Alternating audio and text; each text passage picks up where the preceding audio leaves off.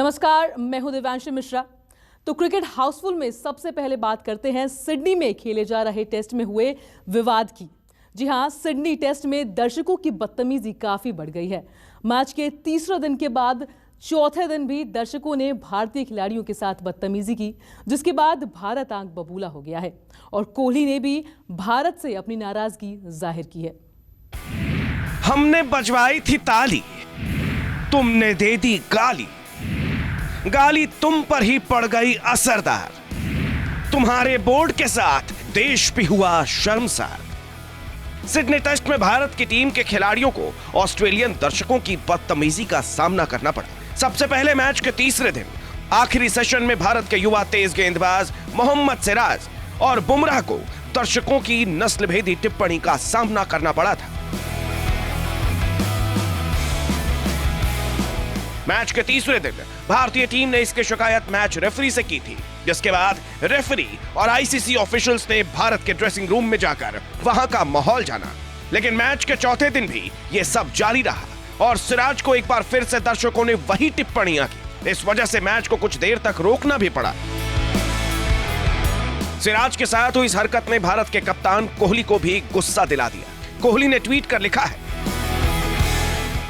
इस घटना को फौरन और गंभीरता से देखा जाना चाहिए। इसका उल्लंघन करने वालों पर कड़ी कार्रवाई करने की जरूरत है ताकि चीजें सही हो सके। नस्लीय टिप्पणी बिल्कुल स्वीकार्य नहीं है। बाउंड्री लाइन पर ऐसे कई अनुभवों से गुजरने के बाद मैं कह सकता हूं कि ये सीमा के पार का व्यवहार है। मैदान पर ऐसा देखना काफी दुख पहुंचाने वाला है। ये पहला मौका नहीं है जब ऑस्ट्रेलियाई दर्शकों ने बदतमीजी की हो। स्पिन गेंदबाज आर अश्विन ने भी कहा है कि ये सब वो भी झेल चुके हैं। I'd like to point out something. I've been coming. This is my fourth tour to Australia, and Sydney, especially here, has been. We've had a few experiences even in the past, and I think one or two times even the players have reacted and have got into trouble in the past, and that's not because of the player. It is actually because of the way the crowd has been speaking, especially the people on the lower. Lower tier of the stands. They have been quite nasty. They have been hurling abuses as well. But this is a time where they've actually gone one step higher and used racial abuses. And like we already mentioned, there was an official complaint that we lodged yesterday, and the umpires also mentioned that we must bring it to their notice as it happens on the field. खैर, इन सब के बाद मैदान से तकरीबन 6 दर्शकों को बाहर कर दिया गया था और ऑस्ट्रेलियाई बोर्ड ने भारतीय टीम से माफी भी मांगी है। लेकिन देखने वाली बात यह है कि आखिर कब तक यह सब होता रहेगा।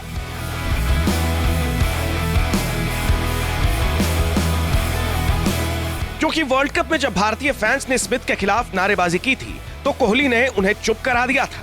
अब सवाल स्मिथ से है कि तुम्हारे देश वाले कब सुधरेंगे, क्योंकि अक्सर जब घर का मुखिया घर पर नहीं होता है तो पत्थर फेंकने वाले नजर उठा लेते हैं। मुखिया होता तो तुम्हें तुम्हारी भाषा में ही जवाब देता और फिर मजा आता।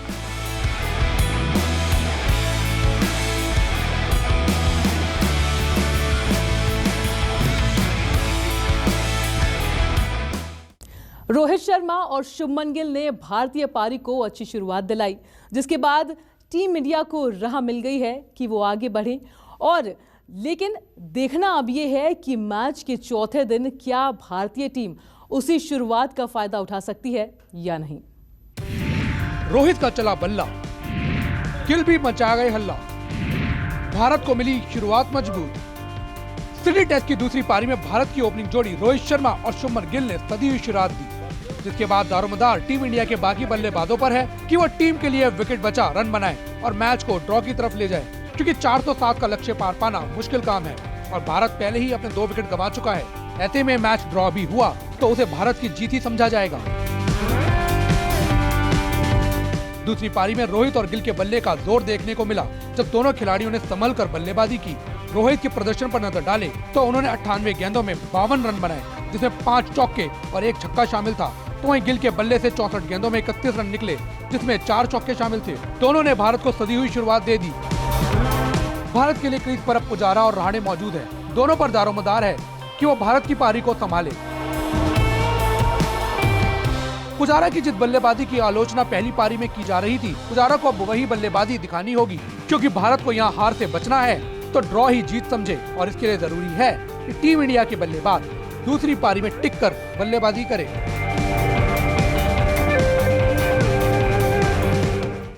आईपीएल का बीता सीजन चेन्नई की टीम के लिए कुछ खास नहीं रहा, जिसके बाद इस साल चेन्नई की टीम कुछ बड़े बदलाव करने जा रही है।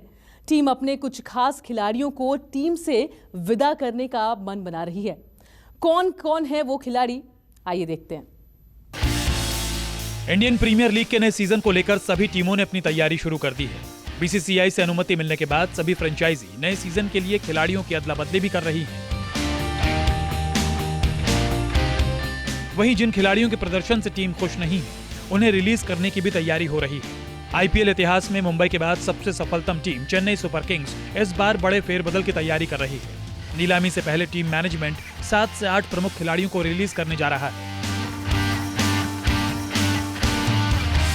4 जनवरी को आईपीएल की गवर्निंग काउंसिल की बैठक में तय हुआ था कि फ्रेंचाइजी जिन खिलाड़ियों को रिलीज करना चाहती हैं या उनकी जगह किसी दूसरी टीम से खिलाड़ी बदलना चाहती हैं, तो ये प्रक्रिया 21 जनवरी तक पूरी कर लें। एक रिपोर्ट के अनुसार चेन्नई सुपर किंग्स 7 से 8 बड़े खिलाड़ियों को रिलीज करने जा रही है, जिसमें केदार जाधव, हरभजन सिंह, ड्वेन ब्रावो, इमरान ताहिर, करण शर्मा, पीयूष चावला जैसे खिलाड़ियों का नाम शामिल है।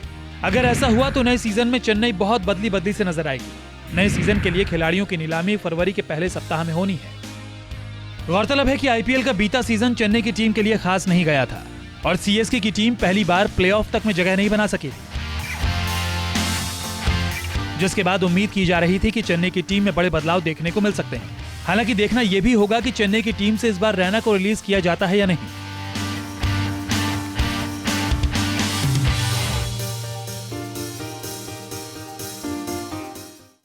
वेस्टइंडीज के पूर्व गेंदबाज ब्रावो ने क्यों कहा है कि T10 लीग क्रिकेट का फॉर्मेट बदल सकती है?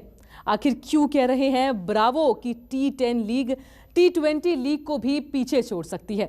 देखिए।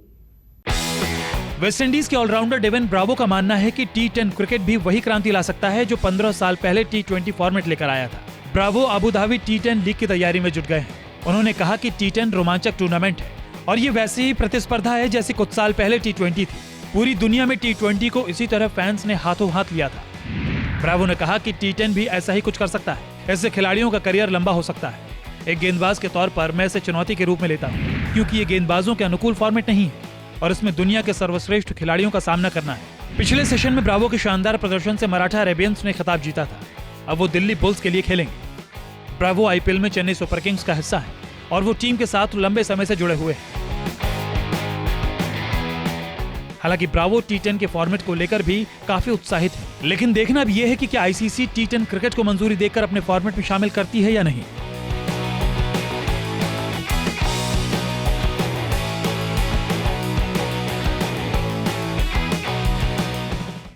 अगर आपको हमारा ये वीडियो पसंद आया हो तो इसे लाइक और शेयर जरूर करें और हाँ, हमें सब्सक्राइब और फॉलो करना ना भूलें ताकि आप क्रिकेट की कोई भी खबर मिस ना करें। चाहे स्पोर्ट्स की ब्रेकिंग न्यूज हो या क्रिकेट का कोई अपडेट, प्लेयर्स की मस्ती हो या मैदान पर लाइव एक्शन, हर वीडियो मिलेगा न्यूज़ 24 स्पोर्ट्स पर। हम कंट्रोवर्सीज भी मिस नहीं करते, तो जुड़िए हमारे साथ और देखते रहिए न्यूज़ 24 स्पोर्ट्स।